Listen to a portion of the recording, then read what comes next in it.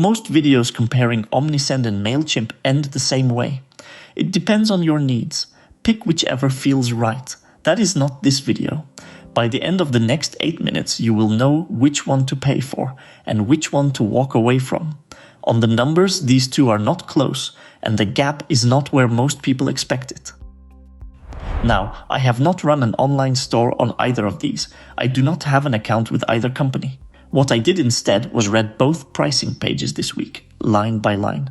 Then I read the complaints, Trustpilot, Reddit, the G2 tags, the billing disputes, the cancellation threads, the reviews people write when they are angry.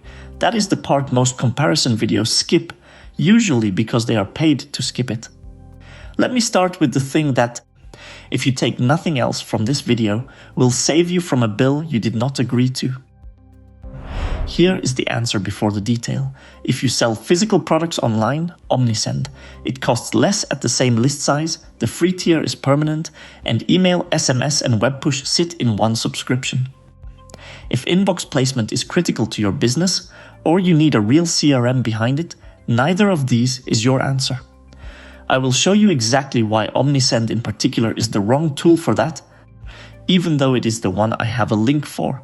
And if you are already paying Mailchimp and just want to know whether to move, stay for chapter 3.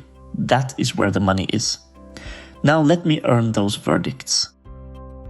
Number 1, where Mailchimp genuinely still wins. Let me be fair to them, because there are real reasons people stay. First, the ecosystem. Mailchimp is owned by Intuit, the company behind QuickBooks and TurboTax, which bought it in 2021 for $12 billion. That buys stability and it buys integrations. If your books, your store, and your email all need to talk to each other, Mailchimp sits inside something much larger.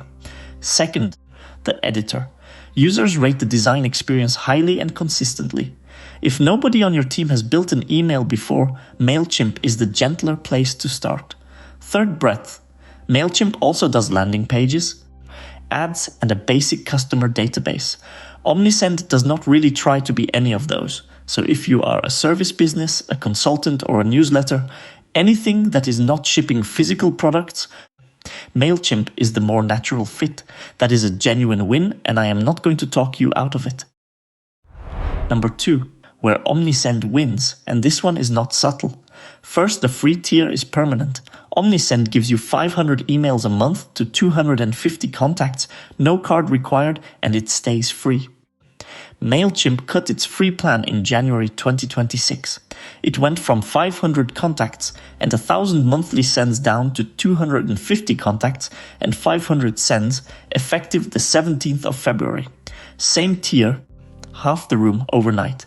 Second, e-commerce is the entire design. Abandoned cart, browse abandonment, post-purchase flows, built in rather than bolted on. Store owners on Reddit describe those automations as the reason they moved. Third, one subscription instead of 3. Email, SMS, and web push live in the same plan.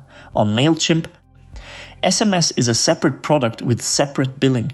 So if you sell physical products, this chapter is not close. That is the whole answer.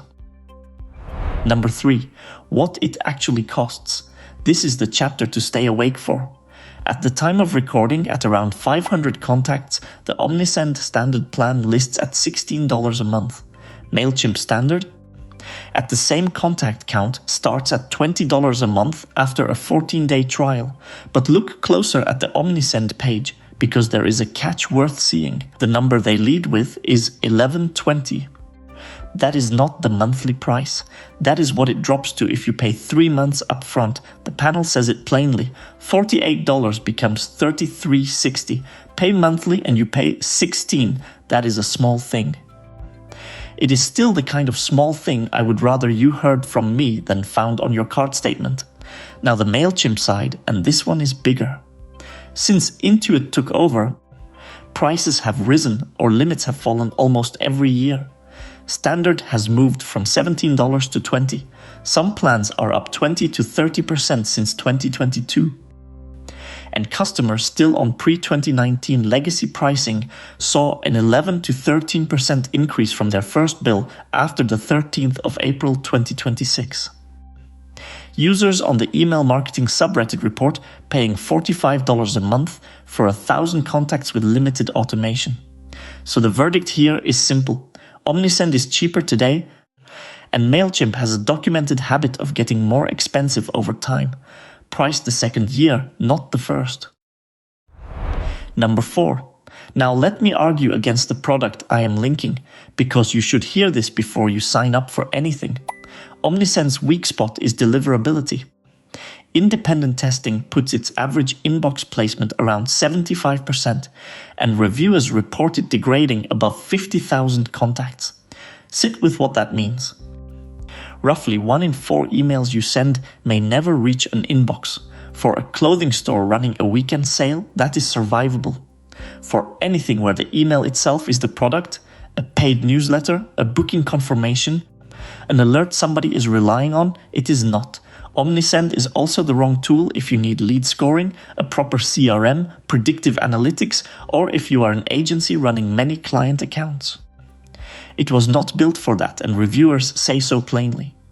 The support complaints are real too. Copy-paste replies, agents without deep technical knowledge, and at least one account of repeated disruption to a live store. Mailchimp has its own version of this. Its Trustpilot score sits at 2.8 out of 5 across roughly 1,300 reviews as of August 2026, and the recurring themes are billing disputes and difficulty cancelling. Phone support only exists on the $350 premium plan. Below that, people report not being able to reach a human when a bill goes wrong. So the honest verdict on this chapter: neither company is pleasant when something breaks. Omnisend fails you on reach, Mailchimp fails you on billing. So who should actually buy what? If you sell physical products and you are starting out, Omnisend. Permanent free tier, e-commerce automations that are the reason the product exists, and a lower price at the same list size. The link is in the description. If you are a service business, a consultant, or a newsletter, and design matters more to you than abandoned carts, Mailchimp is the more natural home. Go in knowing the price will move. And if inbox placement is the whole business, if the email itself is the product, pick neither of these. Look at a deliverability first platform instead. I would rather send you somewhere else than send you somewhere wrong. One sentence to take away. Omnisend costs less and is built for selling things. Mailchimp is broader and better known. And the real question is not which is better, but whether you are shipping products or shipping words. If this saved you a subscription you were about to regret, that was the point. One thing I would like to know. Are you on either of these right now? And has your bill gone up since you signed? Tell me in the comments. Because that is the number nobody publishes.